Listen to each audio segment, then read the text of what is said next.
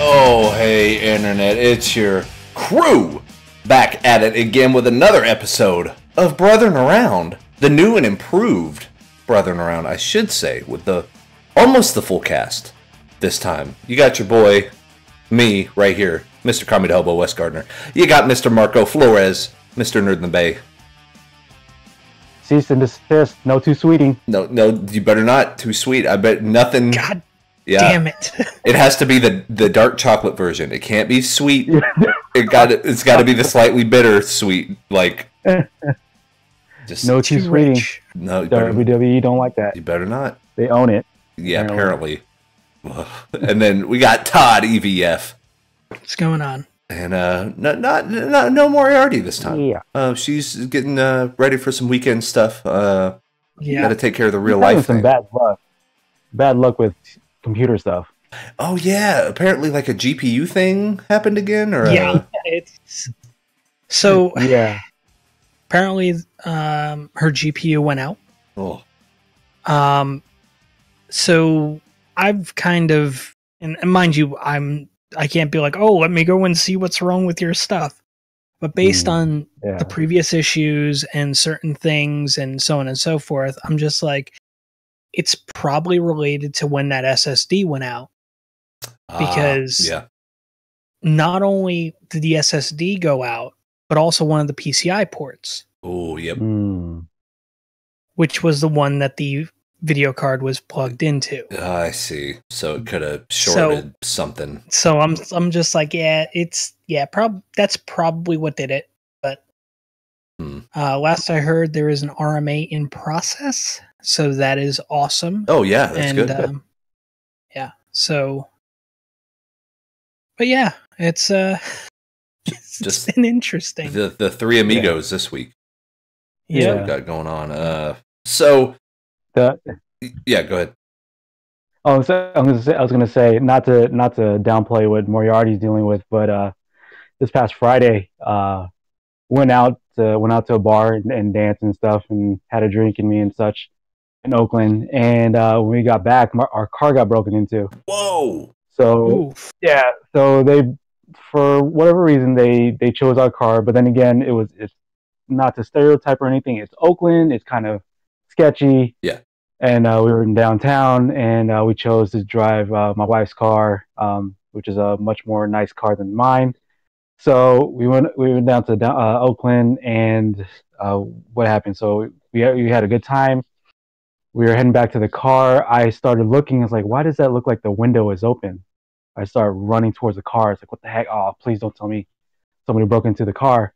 And lo and behold, they did. They broke into the passenger side on the right side. Yeah. And they broke into the peephole, the triangle window, like the little mini window that cars usually have on four doors. And yeah, so that happened, and we're like, son of a bitch. So we were looking around to see what was taken.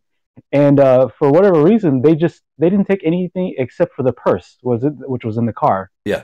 Which we didn't put inside the trunk. We put it in the trunk, first of all, but we didn't put it inside the trunk when we were in Oakland. We put it inside the trunk when we were at home. So it was a little off that, that's the only thing they took. So anyways, to speed up the story, the building that we were parked by had security footage of the person breaking in. We called the police, did police report and all that stuff. The next day, a weird thing happened. So I'm sorry, let me rewind a little bit. So they took the purse, which had, my wife's, credit cards, like bank cards, checkbook, and my car keys, because for whatever reason I took my car keys with me. Yeah. And like that's a whole nother thing. Like my car keys are basically the spare keys, so we didn't have any like other keys.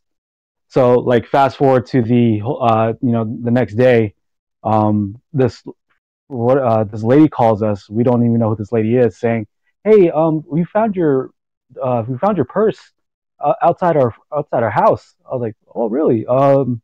And then my wife was asking, "Oh, so how did you get our number?" Because nothing in my wife's purse shows her cell phone number. Yeah.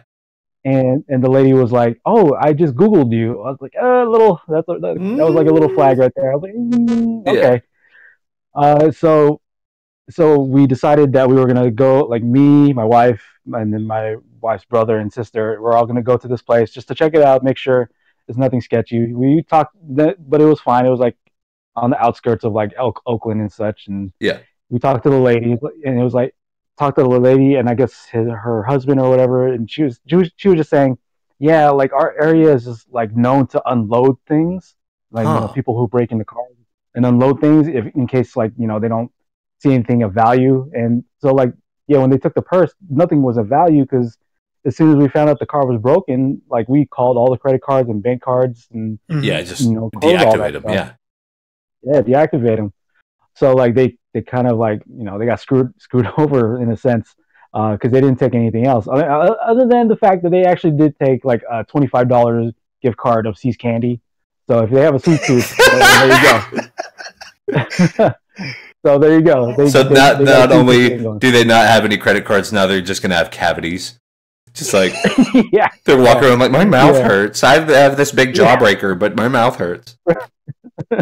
Right. So yeah, so that happened, and then like that entire day, we spent the whole day like at the bank closing all of the accounts because again, they had the checkbook, so we just wanted to make take any chances, like close all of that shit down. No, did the right so thing. So they had no access to, because the checkbook had like the routing number and such, so we didn't want them to do anything with that. Yeah. So yeah, it's been a kind of a stressful week from Friday because now that we don't have any cards whatsoever, because we don't carry cash, like things have been harder to go about life because like we can't just give a card and it's like, oh no, you don't. Oh yeah, so true. You have to wait for all those cards to be delivered, and then we can move forward. So interesting. Yeah, that was Friday. That was over the weekend. So yeah, that happened. so it's the Marco's going from outlaw that like a public menace to the like who watches the Watchmen now, that type of thing, right? Yeah. right. Oh man. I'm glad it at least turned out okay. Like no one was hurt, and you know what I mean. At the end of the ball, it was like all we had to deal with is other than like waiting for our cards to come in the mail, just the fact that we had to repair a broken window, and that's just pain in the ass. Fine, that's just pain in the ass. Like everything else is fine. So I mean that's it. It sucks, but at least there's a decent resolution to it. Yeah, for sure. Yeah, for sure. And I mean yeah. So it makes any of my stressful shit over the week seem kind of like, now I'm like, I don't know the rules to Magic the Gathering. How bad is my life? See, and I mean, I'm just like, I know I can't follow that. I'm just like, right, like real world shit actually happened, and I'm like, I mean, like last week I had the flu. Yeah. I'm still kind of fighting through that. I got fired on Sunday, so I mean, there's that. Right. That happened. Okay, that happened. So okay, no, I think that's kind of up there with the car breaking into thing. Yeah, let's talk about this. It's on the level. Let's talk about this. I mean, it's good to be out of that toxic environment. Yeah. To be honest, sure. It was physically killing me.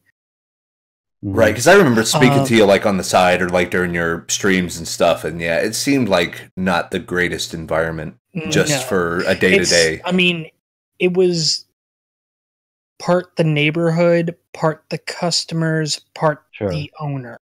Yeah. Oh yeah. And I mean, a lot of it came down to the owner at the end of it, and it's like my last week at work. Which is funny because it's one of the reasons why I got fired. But we didn't have many customers coming in, so I'm sitting there on my phone applying for jobs. Oh, nice! And I got fired for using my cell phone on the clock. Okay. Little did they know it was like you already saw kind of the writing on the wall, and you were like, it was okay. So. I'd been put in a position, and then I was unjustly like thrown out of that position. and pay cut and all the other shit that came with it. And I was just like, well, what the fuck, you know? Yeah. And then they started to have the owner started having somebody there at all times during my shifts, like to kind of watch me. What the fuck? Watch you. Yeah, You're the rebel. Yeah, because it was like I was stealing or some shit, which I wasn't. And constantly, like, there'd be calls coming in and stuff like that, like, why is this not done? And it's just like, because you just called me 5 minutes ago to ask me why it wasn't done, and I gave you the same answer, which is, I would get it done if you stopped fucking calling. Yeah, exactly. Yeah. Like, why isn't this done? I don't know. Every time I walk to the end of the counter, I have somebody come in. And as per your rules, I can't leave the counter if there's somebody in the store. So, whatever. But yeah, I mean, at one point, the person that's watching me gets a phone call, and my boss is not like discreet or low on anything she says. And I just hear from the cell phone in the office, what's he doing out there on his phone? What's he And the person that's watching me does not have her on speakerphone at all. And I hear this, loud on the and phone. I just kind of yell, and I'm just like, I'm looking for new employment, bitch. I mean, like I'd been checked out of that place for like 2 years. Yeah. Yeah. And I mean, it was a lot of it came down to there was a lot of stress. I just couldn't. And it's funny because I'd worked there 5 years, and like the third year in, right before I really started checking out, before I started checking out, rather, she says, "I don't think this is the right line of work for you." And I'm like, bitch, I've worked for you for 3 fucking years. Yeah. You couldn't say this like the third week in? Like, you wait 3 years to tell me this? Needless to say, I came into this job from another job just like this that I was there for 6 months. Yeah. So, yeah, I mean, way to be a motivator, boss. Yeah, exactly. See, and that was the other thing. It's like when the position I was put into assistant management position. So I had to I had to make sure that the order was being done and everything was running smoothly. The employees were getting their shit taken care of and all the other stuff. I was doing a decent enough job on that. I mean, I was doing a way better job than she fucking was, I'll tell you that much. Yeah. And I mean, that's not me just talking shit. That's like 100% shoot. Yeah. Because she just like she does not know how to run that business. And I still, to this day, even though I don't work for her, I still feel the same way. Like I worked, like my last week, I worked with the flu. Now, she's all about like, oh, well, we got to keep our food safety rating and stuff like that. And I'm just like, well, can somebody cover my shift? We don't have anybody to cover your shift. Okay, well, I'm not putting out any of the food. Right, exactly. Like, yeah. So what do you if you're on shift, you have to have all the food products out. And I'm just like, I have the fucking flu. Like, that violates like 4 or 5 different health safety rules, like there. It's just like, well, if you're healthy enough to come into work, you're healthy enough to put out the food. And I'm just like, I just tried to tell you that I'm not. And like, what? So, so I mean, I wonder how many people. I wonder how many people got the flu out of that place. They just track it down to 1 week. They're like, it seems that people that came in this week all have like, yeah.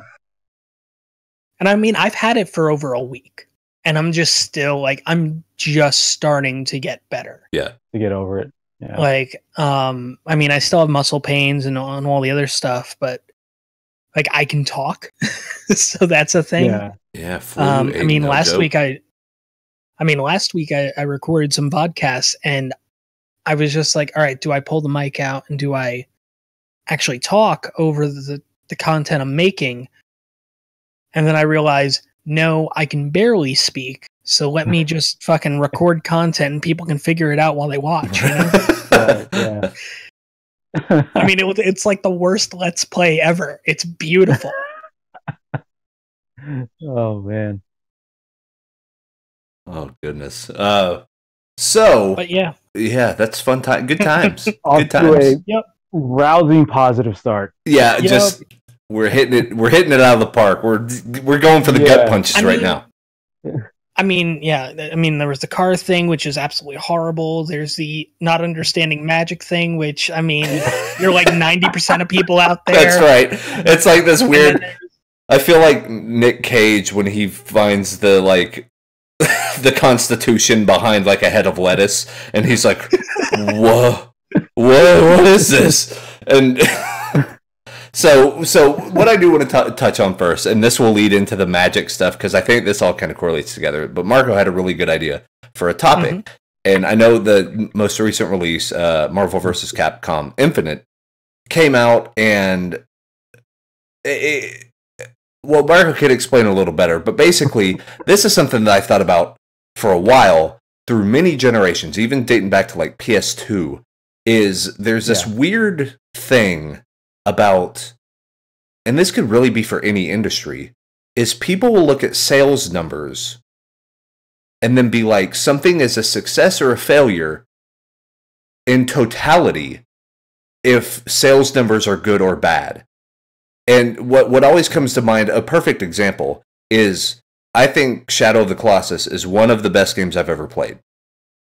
It sold like shit when it first came out because no one knew what it was. Like, if you look at opening weekend, if you look at the opening few months of Shadow of the Colossus, it didn't sell very well. It wasn't until, was it Tech TV at the time?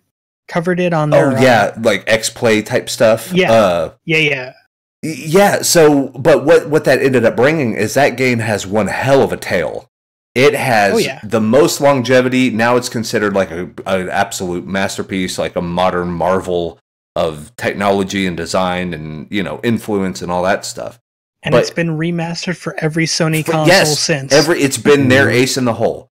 So something that started kind of lackluster, like, you know, the sales, if you look at the sales, I guess this thing's kind of a flop. No one knew what it was anyway, but whatever.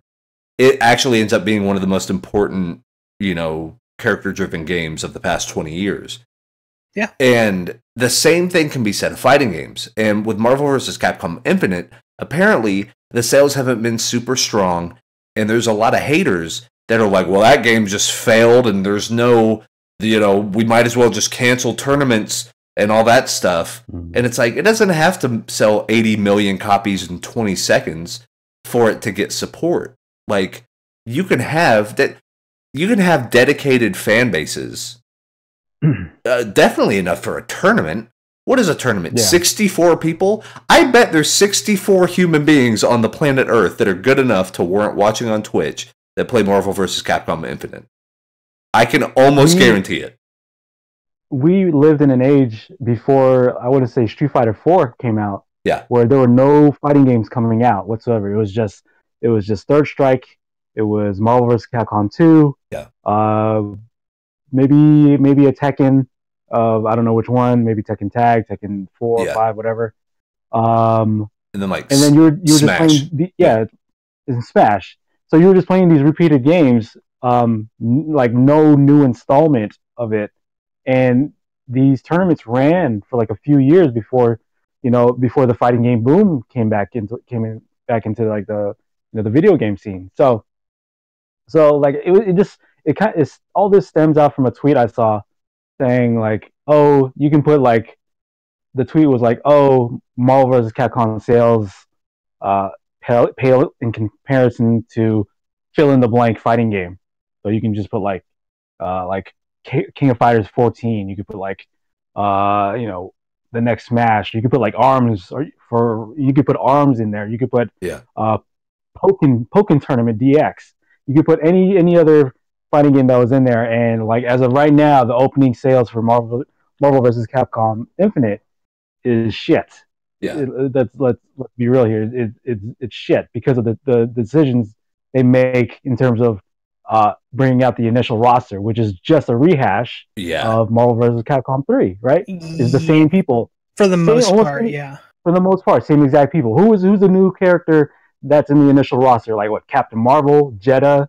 That's all. I mean, really, all I can think of. Huge one, though. Like, and it's a huge one. It's a huge one. But everybody else is the same person. Like Thor, Captain America, same animation, same everything. And so people see this and it's like, oh man, what the hell is this? And then Dragon Ball Fighters come out of nowhere, and you see like, oh man, they announced Yamcha and Tien, and people went hype for shit. Yeah, because the whole hype train that's going on with Dragon Ball Fighters, which like I'm all about Dragon Ball Fighters too, but I'm seeing this, I'm like, dude, what are you guys doing in terms of like that decision of like releasing the same people in the initial roster? But right? I mean, like with the Dragon Ball Fighters, aren't they releasing essentially the same roster as like was it the old PS2 Dragon Ball Fighter games basically? Right, it's literally the same. There's a new Android or some shit. Like Android 21, which is like waifu material sort of thing. Yeah, she wears like a casino dress, like one of those women that work at a casino with the bunny ears and like, yeah. She would be a girl in like an Austin Powers movie sort of thing. The way she's dressed. Yeah. Android with glasses, which she don't even need glasses. She's a fucking android. She has like 21 vision sort of thing. She's just fat bait for 12-year-olds. Like it's waifu pillow. It's literally that. So like it's the same roster there, but they're doing so much work in Arc Systems, like just to be faithful to like the character, the manga, the anime, just to have all those nuances that is Dragon Ball personified, right? Yeah. Mm-hmm. So then you look back at Marvel vs. Capcom Infinite, and it's just like, dude, you can't even compare. Like everybody's all about Dragon Ball, and just MVC Infinite is just like it's just the same thing. It's just the same thing. True. So now this tweet comes out, and I'm like, yeah, that's true. Like that's true. I totally agree with you. It's just shitty that what they decide to do in terms of roster, and they want to bring out the better people as DLC sort of thing. Yeah, it's kind of like it's a crappy decision. That was a bad move, but, and I think and sorry to cut you off, but that just reminded me that Imran from Game Informer, he actually tweeted, he was like, and I want to see if you agree with this, Marco, if they would use the DLC characters as the main roster, and then the main roster was DLC, would this be a whole different conversation? It would totally be a whole different conversation because like the people that are picking, or at least the people that are there now, they're a fan of, like, people are a fan of those characters. Yeah. But you should have put them as DLC because you want, if you're trying to push this as like, I think Capcom put like a promotional video about how to make this all esportsy and stuff, like the plan ahead, like whatever it was, like the tournaments and like the network and all that stuff. Yep, and the one that they said like, oh, we didn't mean to release that video, like because they accidentally set it to public. Yeah, and it was all over YouTube, and like Event Hubs is posting it and like all that stuff. So, sorry, I'm moving while I'm talking. So. So you see this and like, dude, really? But on the opposite end of that, like, yeah, and whatever fill-in game you put in, it has more sales. But games like Marvel vs. Capcom, games like Street Fighter V, who has is still having a shitty impression on the public audience and the casual audience. Those games are going to have more longevity because of the competition scene, the community scene, right? Yeah. Mm-hmm. So, because for whatever reason, the contrast between community tournaments and all that stuff and sales, like figure that community of it. Like if there's so many set player, there's a scenes.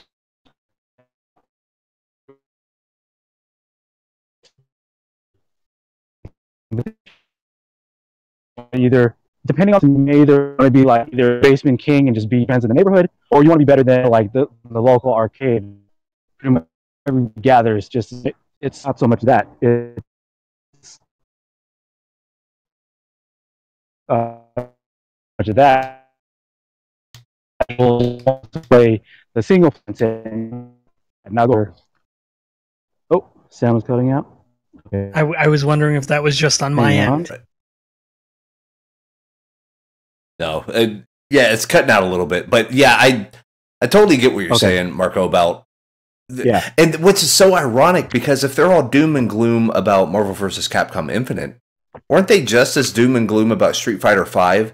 And wasn't that fucking main event of ESPN during EVO? Right. Like, I don't get what all the hubbub's about because it's like clearly there's going to be a group of players dedicated enough to make this thing last.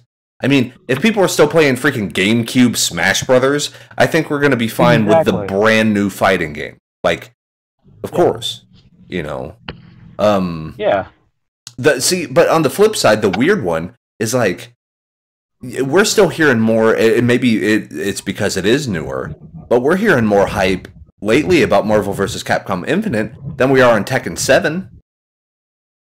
You know what I mean? Right. Like Tekken 7's a thing. Like I fucking reviewed that shit for my YouTube channel. And it's a great game. It's a good game. Like in terms of single player, and like it's solid as a community multiplayer like tournament game. But like the scene, not to say the scene is not out there, but the scene is not as big compared to like a Marvel vs. Capcom scene. Correct. In terms of like tournament scene.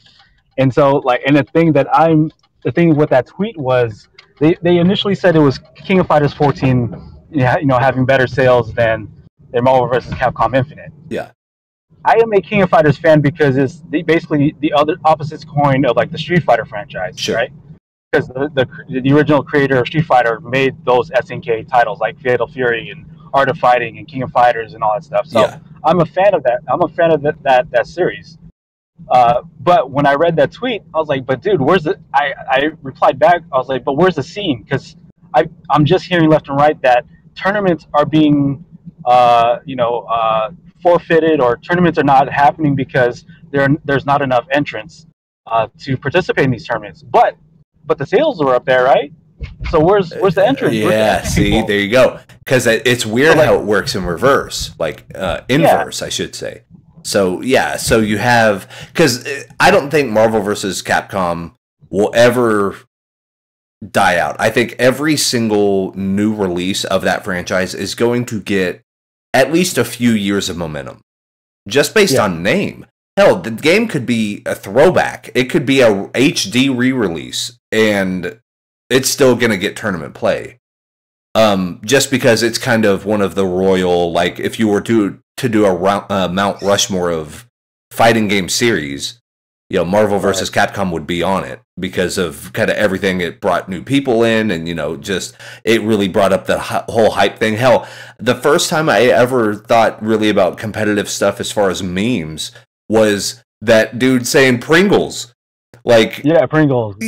Marvel. Yeah, Marvel, baby. Like that whole thing's a gimmick. Like that whole bit was like 15 years ago, and it still survives. And hell, people still say it in Twitch chat. Like, it has such a big culture around it as an intellectual property that it could sell 2,000 copies and it still have enough backing to at least make it to EVO. And it'll stay alive for like years and years. For years. sure. And that's what Marvel 2 was doing when there was like no fighting games was coming out. Like the hypest things that were happening in EVO were based on like Marvel vs. Capcom. Yeah. So again, the whole sales versus longevity of the scene doesn't match up, and I wonder why. I'm thinking because it's more of a casual audience, like doesn't want to like get into the tournament scene because they don't want to get bodied by so and so player, or they don't like to lose, sort of thing. And then we talked about this from time to time, like, dude, you gotta take your L's and make sure you be okay with losing. You gotta learn so you can get better, sort of thing. Absolutely. So we talked about that, but like maybe the casual audience just wants to be the king of the basement with their friends and just beat their friends, sort of thing. Or they just want to do the single player stuff, which, with these recent fighting games, now they're focusing on single player stuff because hence Street Fighter V, no arcade mode. One of the reasons why sales has not been great for that. And that's why like people have this bad impression of like, oh man, Street Fighter V came out way before. Same thing with Marvel vs. Capcom Infinite. Those games came out way before they were ready. And, it's unfortunate. And I'm not even, as much as I'm kind of arguing about this, I'm not even so much of defending Capcom. I still think, again, back to the roster. Yeah. That's what, shut the bed sort of thing. Mm-hmm. It's just my argument is, dude, you could have sales and all that stuff, but where's everybody going to be playing? Where's everybody going to be playing the game in like 5 years? Exactly. After that, if it gets word of mouth is very powerful, especially with competitive games. No matter the genre, it's pretty stunning how you'll see like Vice documentaries about people that fucking still play like, what is it, Tank? StarCraft too. Yeah, StarCraft before the HD remake, or like they'll even play Tank on the Atari, and they'll do it for money or something, and you're like, holy shit, people do this? Like what? But if it's one of those, if you build it, they will come type things. Yeah, sort of. But it's quality enough. They kind of flubbed up the roster, but let's say a Game of the Year edition comes out. I did want to touch on, because we were talking about how story is kind of a big deal in fighting games now, as far as like story modes, and how ironic that the franchise that got it the most right was Mortal Kombat. Like, yeah, exactly. Fucking crazy. Like, what? Like, you have Tekken, you got Street Fighter, you got these pantheons. Yeah, hell, you got Marvel vs. Capcom. Like, how many collective years, if you combine all the storyline trope type stuff, for all of the characters on that roster, that's like a millennium of storytelling. Like, exactly, it's combined hundreds and hundreds of centuries worth of stories.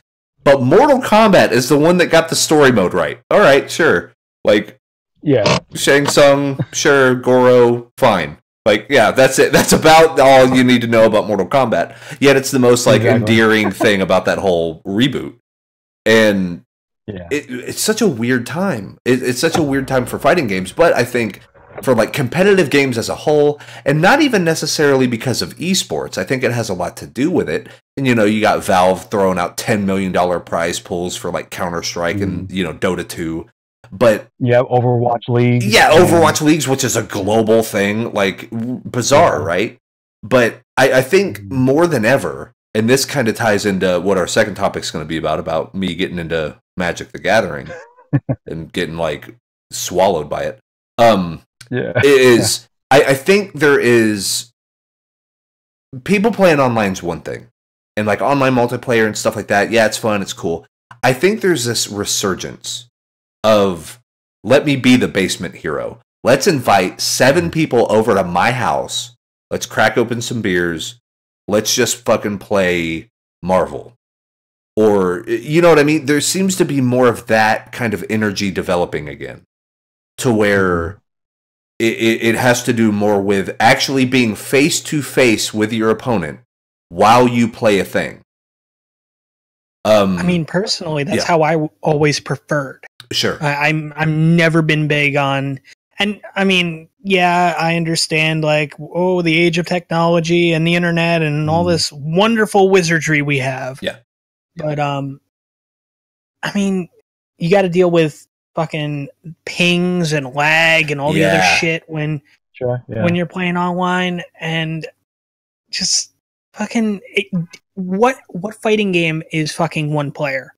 Like, right? Yeah. I mean, you don't have to go and shell out $160 for a fucking arcade stick if you don't want to. Yeah. Right. But you could, and if that's what it takes for you to play, that's what it takes for you to play. Yeah.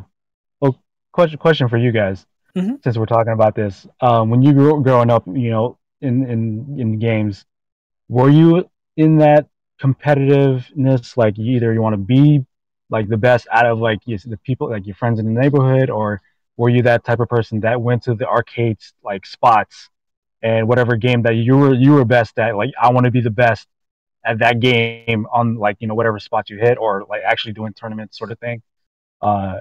Were you one or the other, or it was just I guess for me, you were so driven to be the best, right? I guess what was weird for me is I would go to the arcade to pick up tricks that I would see other people do. Like, right. It was more of like going to after school or something. Like I was there to study. It was more, yeah, exactly. It was less like, oh, I got to see who the best is and then I got to train to beat them. It was more like, so how does he deal with this?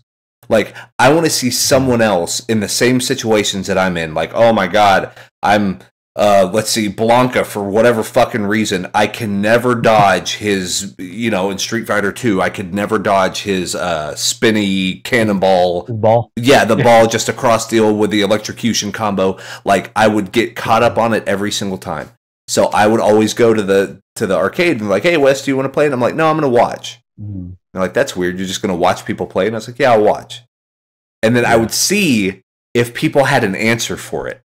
And then I'd be like, oh, see, what you got to do is, he does a tell before he does it. And then I got to jump and then I do the diagonal. Yeah. I got, and then you start like learning those lessons just by observing. Because whenever you're in the thick of it, and I know we've probably all had this experience, it's easy to be, a couch quarterback. It's easy to be absolutely someone that's like, oh, I would have done it totally different. And then you're in a match and you crumble. Yeah. You're like, duh, everything you ever learned about this game just fucking flies out the window. Went out the window. Yeah. How about you, Todd? How about you? For me, I mean, I kind of grew up in arcades. Yeah. And it's very much I knew I was never going to be the best because there was always that one guy that there's always that one guy. Always. Yeah. And I mean, he's there from the time they open to the time they close, and just people come up to him and put their quarters down and so on and so forth. But I mean, there's some games that I did get relatively good at. And I mean, I never did like tournaments or anything like that. That's never been my thing. It's fun to kind of just do it with friends and shit. But there was a local pizza place that at one point had put in an arcade machine of Soul Edge. And they had the difficulty cranked all the way up on it. And basically they put up a sign saying you can get through arcade, if you can get through the last boss on one play, free pizza. Oh, snap. Yeah. It was incentive for all the kids to kind of come in and fucking play the machine, and they made a good bit doing that. But then me and two other friends who had been basically playing the shit out of that game at the local arcade just went in there, and after a month of after 2 weeks of us just going in and each getting one, it was just like, because it was be like I would do it, and then the next guy would do it, and we always did the same characters, and it was like, oh, no big deal. Then they turned it into like it's one per group, and it's like, okay, nice, yeah. So like we would go in there, and it would just be like, oh, okay, well we got a large pizza, cool, whatever. Yeah. But then we would go back like the next day. We do it again, and they're just like, oh, it can't be the same people. Like then they start adding the rules. Then they start adding rules, so it's like, okay, so Friday's your day, Saturday is my day, and Sunday's your day. Yeah. The Friday, awesome. Saturday, Sunday. There we go. Scumming the system. That's perfect. That's awesome. So then from there they go, well, every week we're gonna have a character that you have to play as to do this. So it's like, all right, well, I guess we gotta get. So it got to a point where they're just like, we're just getting rid of the fucking machine. Yeah, it's like, get rid of this like 25-cent fucking large pizzas. Well, it was 50-cent pizzas. It was fucking terrific. Yeah. And it's just like, but if you think about it, like the amount of people that put money in those machines, they thought it was a viable thing until you get 2 or 3 smartasses that are just like, oh, I could do this. Until you get the sharks. They come in. Yeah. They just smell they come in. They oh, you're giving away free shit, huh? oh, really? The Soul Edge machine? Let me see what this is all about. And then, you go and be a savant. It's like it's like that Crossroads movie. Yeah, it's like that Crossroads movie with whatever they have guitar battle, and it's Steve Vai versus Ralph Macchio, and and like Ralph Macchio's like, I believe in myself, and then he starts like out shredding Steve Vai, and you're like, get the fuck out of here! Like I just imagine some 10-year-old little kid being like, what's this machine? And then they're like, all right, little Johnny, you hit this button to kick. And then you go and you like one-shot everything on hard mode. And they're like, Jesus. Wait, you don't even have to move your wrist? This is like a baby's toy. Exactly. That's funny you mentioned pizza place, because like a story that I just remembered with this question is that I used to frequent a Straw Hat Pizza that was near my house. And they had X-Men versus Street Fighter. And so everybody was, all up on that game because, like, oh, I can't believe it, X-Men versus Street Fighter sort of thing. And, we were starting to make a scene out over there because, everybody would go there after school and play their games and, either learn the characters and such. I think I found it in a video game magazine. I'm trying to remember which one. I found out, Akuma was in there. But I found out about the Raging Demon. You can do it in X-Men versus Street Fighter. So I think nobody has seen it yet in that game. So I did it in front of everybody. And so everybody's like, oh, what the heck is that? And they asked me, so how do you do that? But me being a douchebag, not telling anybody how to do it, I was like, oh, I don't know. I just did buttons and it just happened.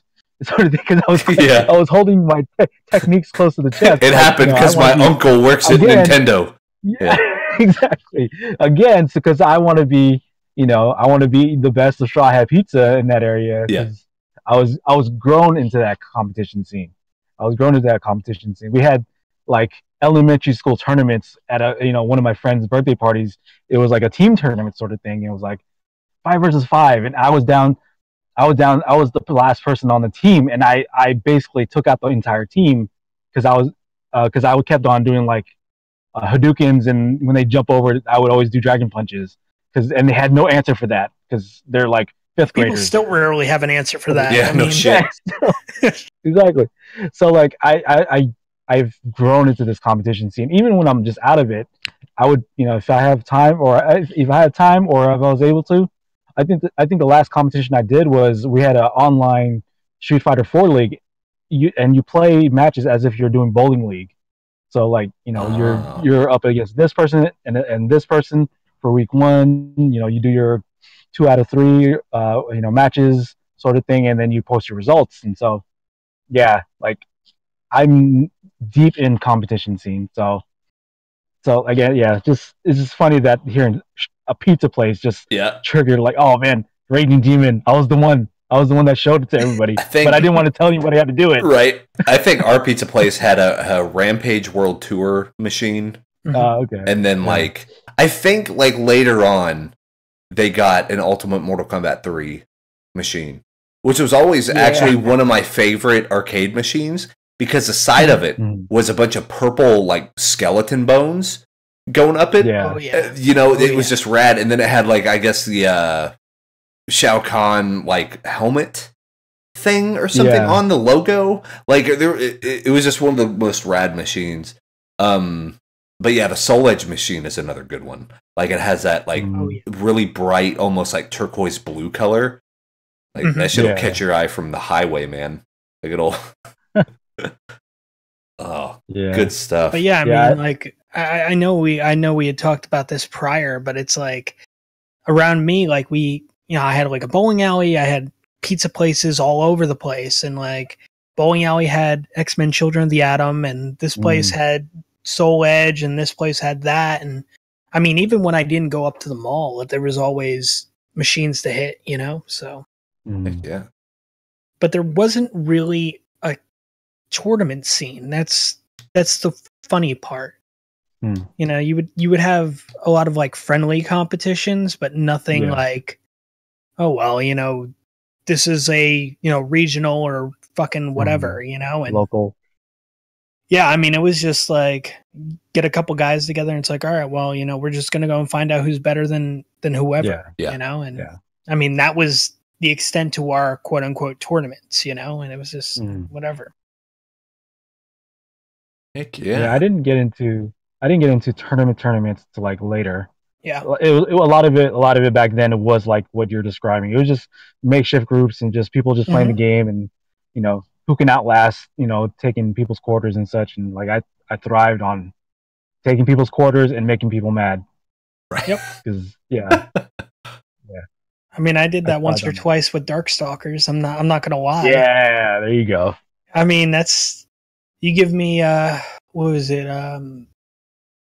Zabel, Lord Raptor, or you give me Dimitri, and it was just like people were just like, fuck. Slamming the board. Because I'm slamming the board with I'm doing the Hell Dunk with fucking Lord Raptor, or I'm doing the fucking Midnight Bliss. Yeah. And it's just like it's fucking beautiful. Oh my god. Oh, man. Which is still arguably one of my least favorite button combinations ever, mind you, because it was like, was it a forward, down, back, and then quarter, and then not even like a half circle, not a quarter circle, but like that in between circle, to forward, and it's just like, fuck, like that is. And then you had to, it was just, and you had like such shit range on it too, because it's like, it's because it's slow moving.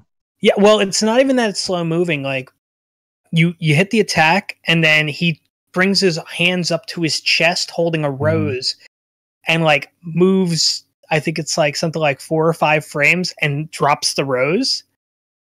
So like either you hit it or you didn't. Like there's none of this. Like, oh, it goes across the screen and the person can dodge it. No, all they had to do was take a step back. Like you had to be close to do it, and usually once you triggered it, it was like either you had it or you didn't. And but it's always when you got it, my favorite. Like, yes, fell for it. I mean, it's just like doing. It's not like the Hell Dunk. It's not like Jetta's Blood Contract, where it's just like you get out of nowhere. Because like Lord Raptor's fucking Hell Dunk, like the little thing pops up underneath you and fucking swallows you up, and second it spawns, you got to jump out of that, or else it's ball time, you know. Yeah, get dunked on. Yep. A fucking punk rock zombie slam dunk. It's perfect. It never made sense to me. Never made sense. A vampire makes you a woman and then drains your blood. Hey, even if you were a guy. Yeah, well, you could be a fucking Sasquatch, and it would turn you into a chick wearing a fucking chick. Yeah, Wes. If you ever look at like Darkstalker gifts, like Midnight Bliss, that's what he does. It looks like a raging demon. Yeah, because it'll go forward and grab you, and then whoever he grabs, no matter, they'll turn like the female version of that character, and then drain their blood. It just cuts cost. It's like, we made 3 sprites, so just use those sprites. Well, no, Rule 34 sort of thing. And it's not even like it was like a cost-cutting thing, because like those female sprites look like female versions of that character. Oh, so they went like out of their way. They went out of their way for this shit. So like when you do it to Lord Raptor, it becomes like a pretty decent-looking zombie chick holding a pistol. Yeah, and she's just so random. Aiming it at his Dimitri's head, like, "Please don't do this! Please don't do this!" It is fucking beautiful. And who's the Frankensteiner girl again? Guy. Victor. Victor. If you did it to Victor, I think. Well, I'm thinking about the comic that Udon is doing right now. Like, dude, female Victor is like stacked on the chest side. So I was like, damn. I don't know why, but like you guys talking about that just reminded me of Babalities. There you go. In Mortal Kombat, where they made separate baby sprites for every single fighter. Yeah. Like, here's baby Mortal Kombat 3 version of Sub-Zero. Now here's masked baby Sub-Zero. And you're like, who? Yeah. Like, whenever you were working at Acclaim or Midway or whatever, like, did that come across your desk? You know what I mean? Like, well, Jim, your task for this week You have to make the baby sprites. And they better have the same colors, better look just like the baby, like the real thing, but in a baby. Like, so get to it. Chop, chop. We got deadlines. Oh, man. Boy, Boone. So yeah, I went on to the dank level 9,000, apparently, and if we want to talk about, we're a fan of what we consider geek culture and nerd culture and things like that. And far be it from me, I always said that the reason why I love Pokemon so much is it kind of scratches that itch of a collectible thing, but then in context of itself, I guess. So like I could buy Pokemon, let's say Pokemon X or Y or whatever, and it's $34.99. And for that $34.99, I get 70 hours of scratching the itch of like, well, maybe if I show up at this time and do this thing, maybe then I can maybe get a chance to get this really rare Pokemon. Like that sort of, I guess, like unboxing sort of like, what am I going to get? Like, what's my play session of Pokemon going to be like tonight? So like, I really got into the Pokemon games because of that, and I'm still a big fan of them. But I always said that it was better that than get into like a collectible card game, because that's how they get you, right? Because you just start opening packs, and each pack's $5, but you got the same bullshit you already got. Like, so I was like, yeah, good thing I just play Pokemon and I don't play those card games. Well, me being a genius, this past week started playing Magic the Gathering, which the longest running version of the suckers game of opening up packs and like you know what I mean, cracking the packs and doing all that stuff. But did it for moral reasons, did it for good reasons. I was like, you know what, we play a lot of video games, we have a lot of fun that way. But I, like we talked about a little earlier, I was starting to crave kind of the board game mentality. Like, let me play a game of dominoes. Let me play a game of blackjack. Let me play a game of poker with someone right next to me. My wife, she enjoys card games and stuff. So I was like, you know what? Let's try to get into a nerdy card game. Like, I love RPGs. I love a bunch of fucking stat tracking. My wife is a math teacher, so like her mind works that way. So I was like, you know what? Maybe Magic might be a good way to go. Because you have to think critically, on the fly, adapt. Like, it makes sense, right? So I went out and bought a dual deck. So this is, for those that don't know, Magic the Gathering, you have 5 different card types. So there's like blue mana, red mana, green mana, white mana, and black mana, right? I think that's all 5. And each type plays a different way. So like, if you play a red deck, that's a very, all your things are pretty cheap, but they attack very quickly because you take turns, so you get a lot of stuff on the board very fast. But if you're a blue player, you hope that you're against a red player because a blue player counters everything. So like, as someone puts something out on the board, you go like, before you finish your turn, you have to take 2 things off of your side of the board. So like, there's these different dynamics, and like a black deck deals with the undead. So in Magic, there's like a graveyard. After a card gets quote unquote killed, you put it in the graveyard. Well, the black deck, they want you to kill the stuff on the board because they're fucking zombies and they come back from the graveyard stronger than when they. So it's all this meta shit. Like, oh my god, like we, you know what I mean? Like we looked at this and we're like, what did we get into? So we played one game. So far, we've played one physical game of Magic the Gathering. It took 2.5 hours. And I was like, what is going on right now? So we bought a dual deck. And what a dual deck is it's a pre-made set of 2 decks that are literally made to go against one another. They might not be very good if you go to like, I'm going to go to a local tournament and play my dual deck. You're probably going to get slaughtered. Yeah. But just to buy it, it's $20. It comes with like 150 some odd cards. Like they're already built for you. You don't really have to worry about building your own deck or buying more cards. Like there it is. This is just to figure out if you like playing Magic. Which we did, but we played Magic incorrectly. There are so many rules we had no clue. We even read like Wikipedia tutorials and watched some YouTube videos before we got started. And we got maybe 10 minutes in, and we were already way over our head. We were like, "Whoa!" So whenever you play the card and you tilt it that way, that means that now it's your turn to counter it. But then the counter spell, like, it was that for like 2 hours. I bet if there was any like experienced Magic players that would watch us, they would have hung themselves because it was the worst. Like, we were just bare bones. Okay, so it'd be like, we're talking about Street Fighter. So why do they punch each other? And you're like, they just punch each other. Like, that's the game. They just punch each other, and you get the health bar. So why is the health bar red? I mean, I don't know. It's just that's the color they picked. Like, I felt like that's the type of things we were asking ourselves. Like, so that's like picking Balrog and person asking like, "Where's the kicks?" Yeah, it's like, wait a minute. So the boxer. Yeah. It's like, he punches with his hands. Well, why does he only use his hands? That guy can use his feet. No, that's just how it is. Like, that's just how it is. I promise if we had an experienced Magic the Gathering like Judge or Guru or somebody watching us, they would have been like, why don't you just give me those cards and not, you guys don't play this anymore? Because this is... I would suggest doing a triple triad instead. Yeah, man.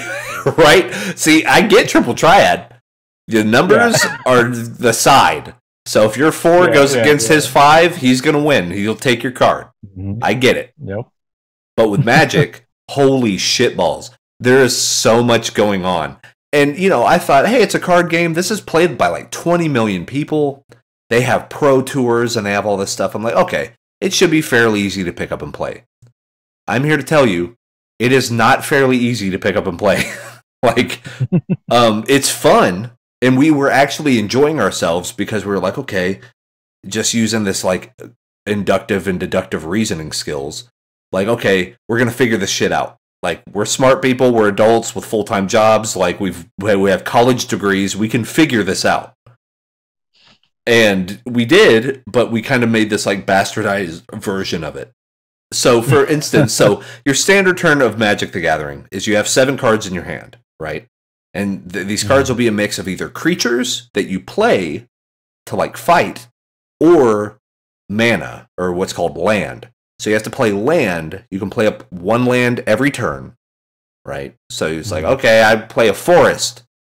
And because I played that forest, now I can afford to play this creature card that costs 1 forest, right? So you're just, I'm paying the toll to use this card.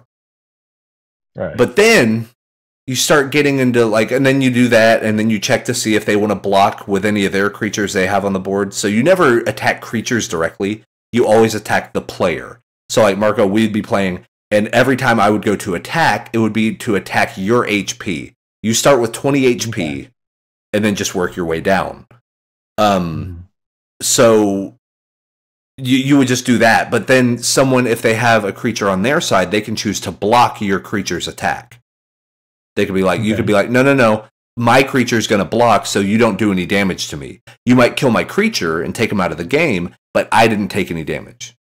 You know what I mean? Right. Like, so, but then you start getting into some meta shit to where it's like, oh, the card I'm going to play now says, if you kill my card, you take double damage.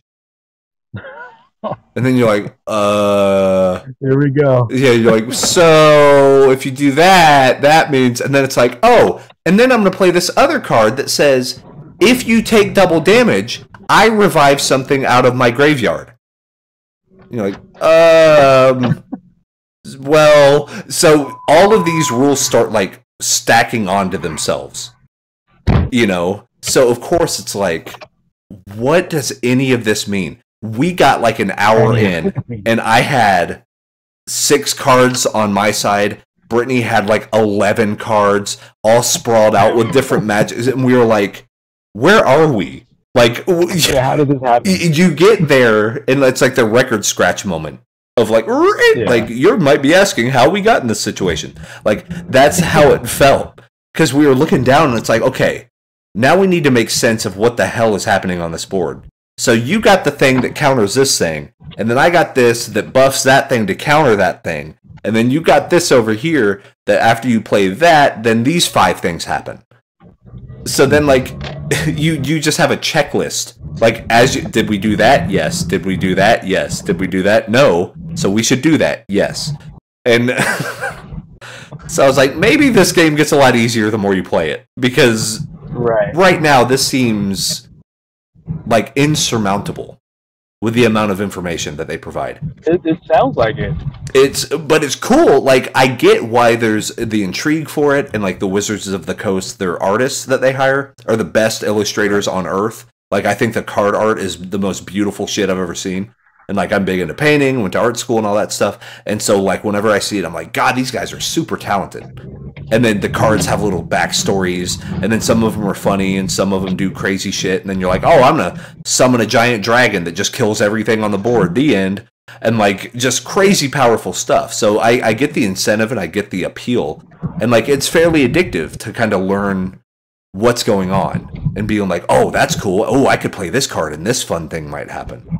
So like, I get that, you know, cause and effect and response and kind of the totality of it. But to say it's easy to jump into and learn how to play is a misnomer. Like, it is not easy just to be like, sure, we're going to learn how to play blackjack. You need to go up to 21, but if you go up to 21 and go past it, then you lose.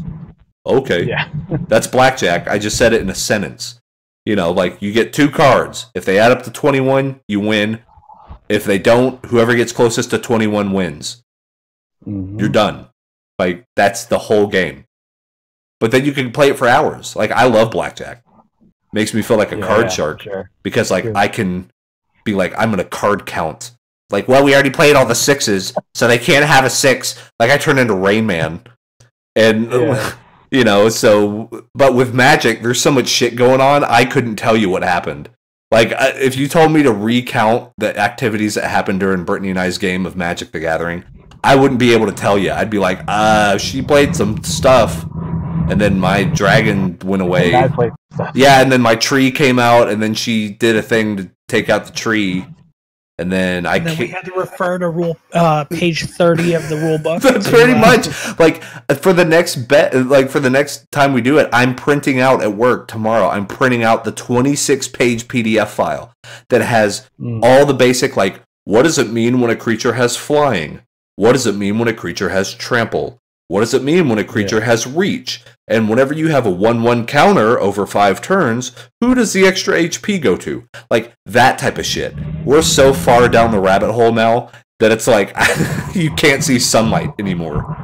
And, but to be fair, it is fun. Like, somehow, we had fun. I think I had a little more fun than Brittany did, because Brittany was like, what the fuck is this? Like, we have all these cards on the kitchen table, and she was like, what does this even mean? Like, who is this for? Like, what's going on? What have you gotten me into? Yeah, exactly. Yeah, she was like, I don't want to think this hard during my pastime.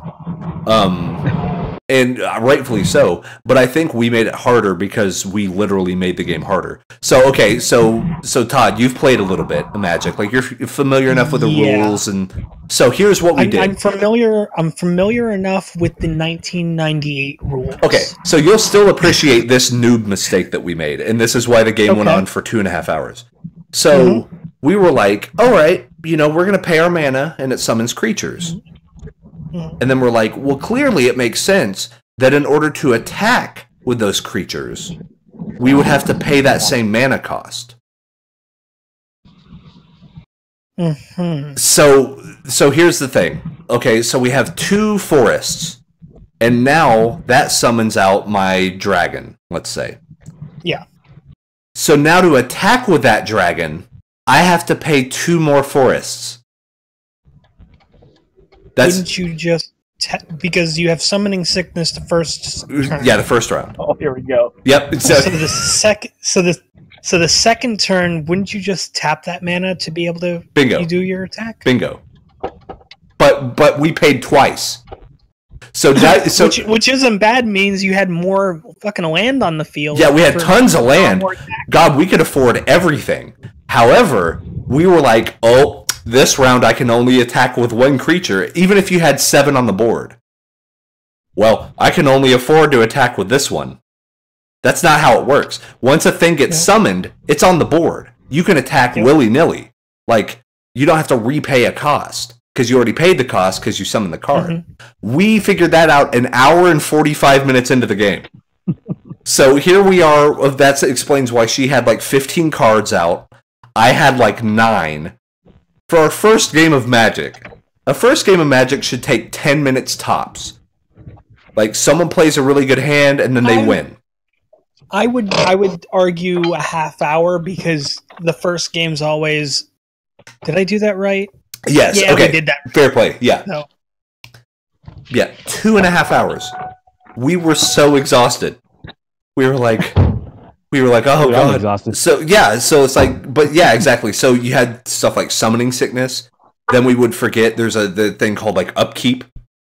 And certain cards only work during your upkeep phase, where you untap the lands you already used, and you're like, okay, why is that a thing?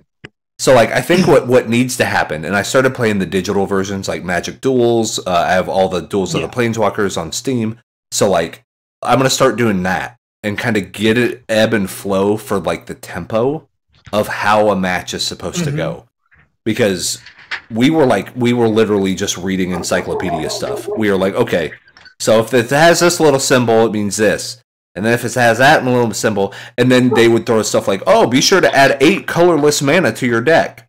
And I'm like, colorless mana? What does that do? So then we had to like look that up and be like, oh, that just means you can use it in regards to the number, but not the symbol. Yeah, that type of shit. Like, we are so far down that rabbit hole now. The rabbit hole. Oh yeah, man. So yeah, it's.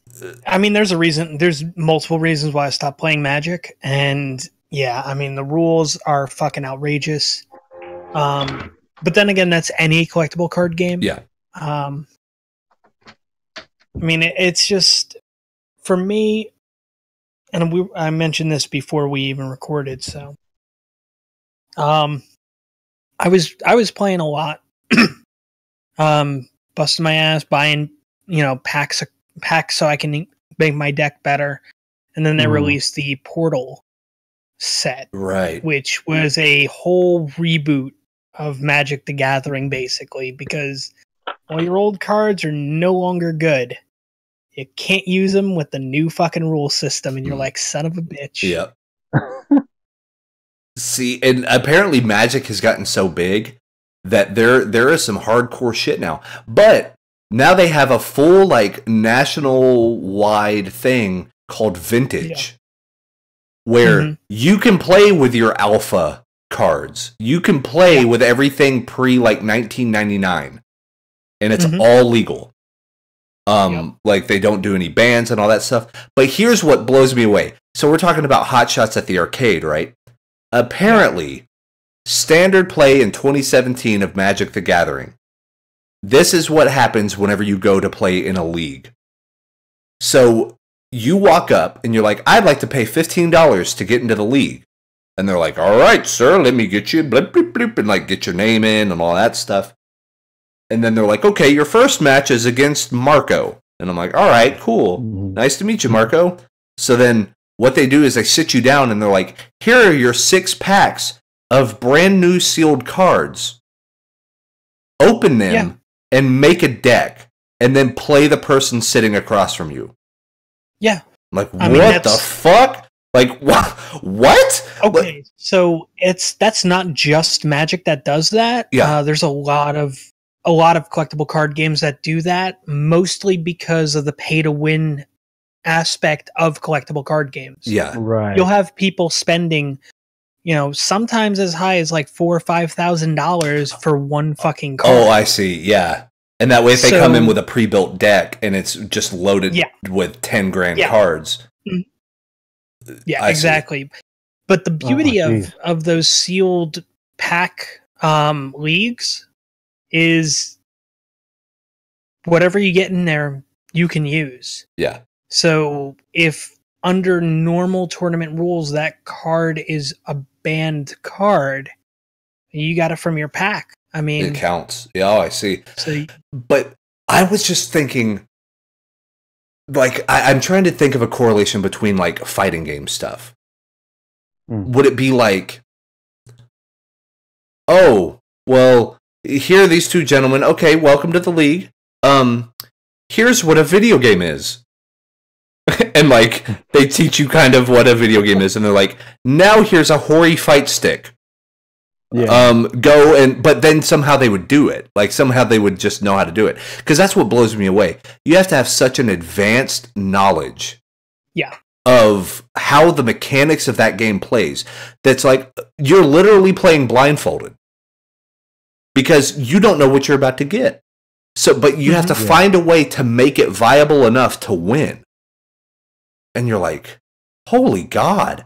Like, how in-depth mechanically is this game? Because that's what's mind-blowing to me. And it's kind of fascinating. Like, if I ever got to that level, I'd be pretty proud of myself. Like, but I don't think I ever will, because the type of enjoyment and fulfillment I want to get out of Magic is very casual. Like Todd, if you and I played a thing of Magic, I would tell you to get out your old cards. I'd be like, I don't give a fuck if it says Magic on it. Let's play it. Like, like I don't care about the rules. I don't care about the league. I don't care about none of that shit. I mean, it's like the only cards I still have are my Yu-Gi-Oh cards. I actually have a deck still put together for it with a side deck and everything like that. Oh, nice. I know how to play that deck extremely well. Yeah. And it's just, I mean, it's such a risk and reward deck, though. It is, it will drive people fucking crazy.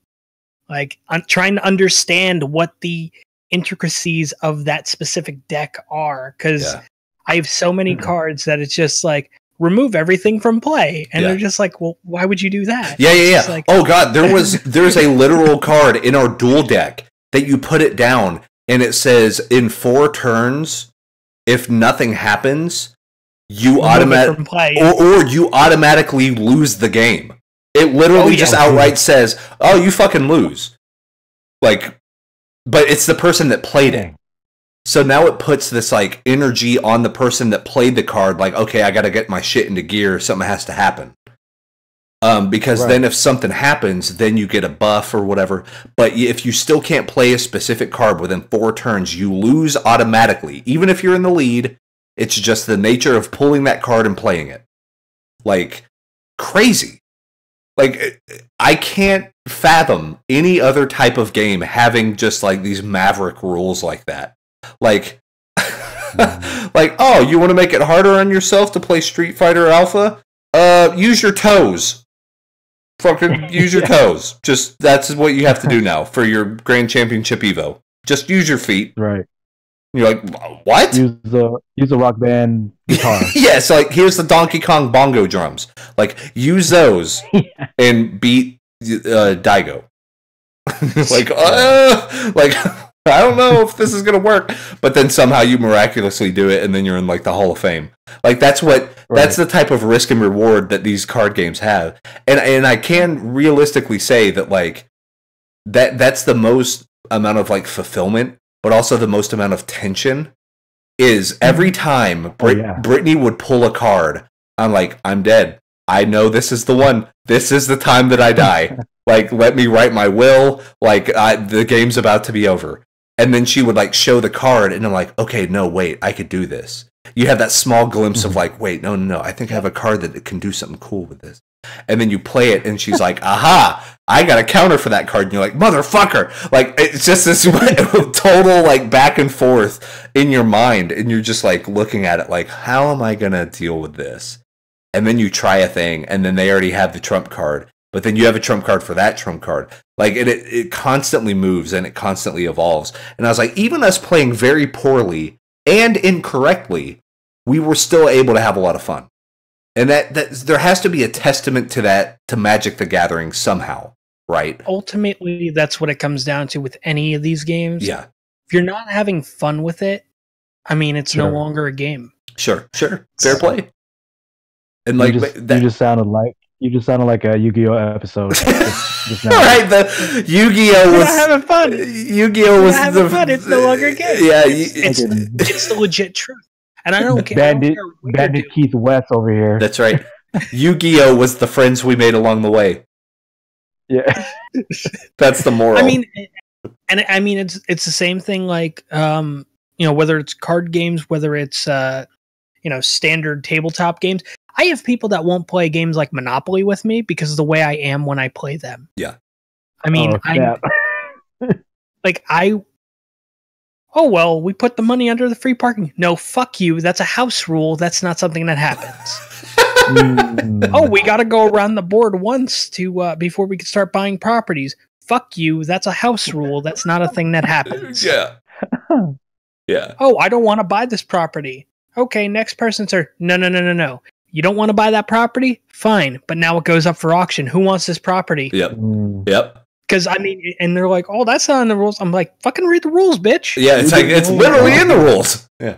Oh, man, I'm guilty for all those house rules played. I'm super guilty. The thing is, like, I land on free parking, I get the money thing. That is the most used house rule that people don't know is a house rule. I mean, that's... Okay. Yeah. So, because, one person shows somebody how to play it, and then they show, like, when they're showing people how to play Monopoly, or they're like, oh, let's play Monopoly. They do their house rules. They do that rule because that's what they knew. And it's not in the rules. And, I mean, that's why a game Monopoly will go for, like, fucking 5-6 hours. And everybody wants to kill everybody. Yeah. Yeah, I mean, exactly. Monopoly should take anywhere between a half hour to an hour. Tops. Mm-hmm. Interesting. And yeah, it's none of this lending money to other players or whatnot. Or it's just drawing that shit out. Yeah, drawing it out, man. Yeah. No. I want all your fucking property. I want all your fucking money. Yeah. I want you to go and sit in the fucking corner next to the fridge because you're not at this table anymore. See, while you're over there, I can use a beverage. What's interesting is apparently there's a new form of Magic called Commander, and what it is it's one-on-one, but you have 4 players. So it's everybody playing. It's like a free-for-all. But the thing is, something you can do in Commander, and it's actually in the rules, is you can make deals with people. So you can be like, I know you could kill me this next turn, but if I promise to defend you against his card that does this, do you promise not to kill me in the next 5 turns? Like, interesting. It's really fucking weird, like poker logic, right? You're playing your opponent, and then you start like doing this subterfuge stuff to where you can literally make a deal with every other player in the game. You can be like, I won't let him kill you if this happens, but if you protect me from that guy, so now you have this like Mexican standoff like Reservoir Dogs where they're all like pointing guns at each other. Like, I swear to God, if you do a thing, this whole board's gonna blow up. Like, and I was like, that would be super fucking fun. All I can think about is, was it 9th or 10th grade? I had a history teacher, and end of the year, like the last couple weeks, right before finals, he's just like, you know what? We're gonna have a little fun. We're actually gonna be playing a game for the next couple weeks, and everybody's just like, "What the fuck?" And you grouped up, and basically you ran a country, that kind of thing. You know, it was really interesting. So it was a lot of like brokering deals, and we made sure that we got like nuclear technology, like quick as shit. Yeah. And everybody's just like, "Oh, you can't have that." They're like, "All right, well, I mean, we have it. So what kind of deals do you guys want to make?" Like, that's just the way it is. And whoever made the shittiest deal was the first country we eliminated. I mean, that was just the way it was. Then somebody worked on biochemical stuff and kind of fucked us, but whatever. I mean, just name it game. Yeah. That's true. And it was the game itself was set up as an experiment to see how we would run things. And if people could get along and who would be scared of who. Well, it was ultimately what he was doing was he was running this social experiment to say, you guys kind of advance at your own pace. Would you, if you had something somebody else wanted, would you fight for it would you try to broker a deal and have peace, or would you just say, fuck you, I'm taking that? Mm-hmm. And it's like, that's really what it came down to 9 times out of 10. Like one of them had a lot of oil reserves, and it's like, all right, well, I guess I know where we're fucking going. Like, Yeah. you guys want nuclear tech? Oh, we got oil. Oh, fine. Good for you. Mm-hmm. You had oil. Yeah. What do you mean you had? Right. Oh man. Your country is glass now. Yeah. I mean, that's just the way it went. But yeah, it was just, and it was meant to be just like this little peaceful thing for like 2 fucking weeks. And it was, at the end of it, it was just like this. I run this with each one of my classes. Mm-hmm. And this is by far the most violent I've seen any of them go. And I kind of just shrugged, and I was like, Yeah. I mean, you were the one that put nukes and bioweapons in the pool, like, of shit we can work towards. Sure. Yep. I mean, if you wanted peace, then put fucking like ice cream technology and sprinkle technology and shit, you know? Like, no. Oh, they have marble slab technology, and I have ice cream technology. I'll never be able to make that cold stone now. Yeah, never. So I think the moral of this whole podcast is that games are pretty good. Yeah. Games are pretty good. And if you stop enjoying a game, then move on to another game that you Yeah, it's like there are a lot of them. This whole games thing, there's a lot of them. Yeah.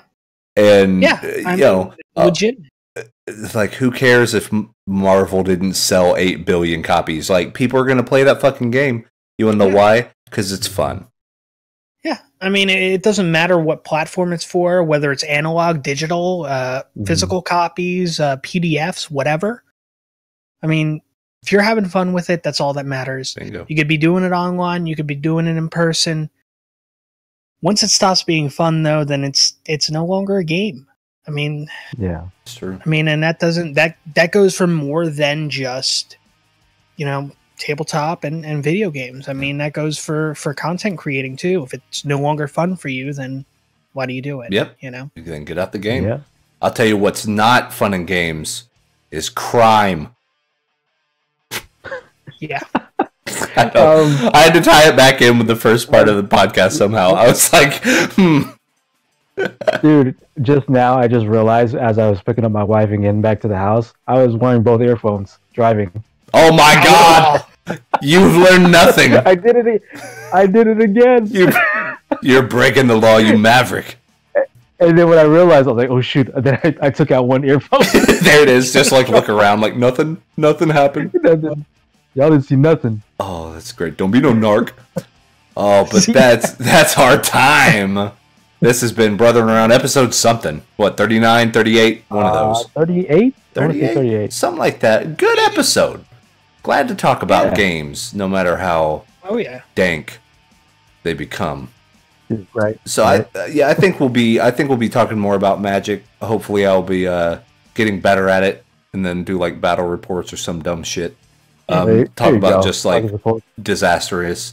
Like what my end game goal, I think, is to like get it good enough to go do a Friday Night Magic, but to film it like for the YouTube channel, and like do almost like a Conan O'Brien bit, to where I'm clearly the worst. I'm clearly the worst player in that whole league, but it's like shot really well, and I'm like, I'm real terrible at this, and then everyone's like, who the fuck is this guy? What you do is you put the long form up. You upload it to Twitch and just do a vodcast, like a Friday night vodcast of just that. There you go. And watch it with the community, and then release like the cut down version on YouTube on Saturday. The highly edited, yeah, the one where it's just like, you're not getting all the like the little gems that you would have gotten if you watched the live feed. That's true. We should do that. There you go. We'll set something up. It'll be fun, and it'll be very embarrassing for me, but that's part of the fun. Because, like we said, if you're not having fun, what's the point? But that's our time. I'm Wes Gardner. Kami Hobo. That's Mr. Marco Flores. That is Mr. Todd EVF. Hit them both up on Twitter. Twitter.com/MarcoPolo177. And then Twitter.com/Todd EVF. Is that right? Yep. That's it. Yeah. And you know where to find me. If you're on this channel listening to this, you already found me. So good work. You get a foil card that can't be countered and has 8 mana. Congratulations. You are the best. It has 12 mana cost, but it does all the damage. It does all the damage. Whatever damage. It's an X damage. For however much mana you spend, that's how much damage it does. And that's a real, actual Magic the Gathering thing, by the way. Like, fuck, holy shit. We're so far gone. Anyways, that's our time. Peace. Peace, guys. See ya.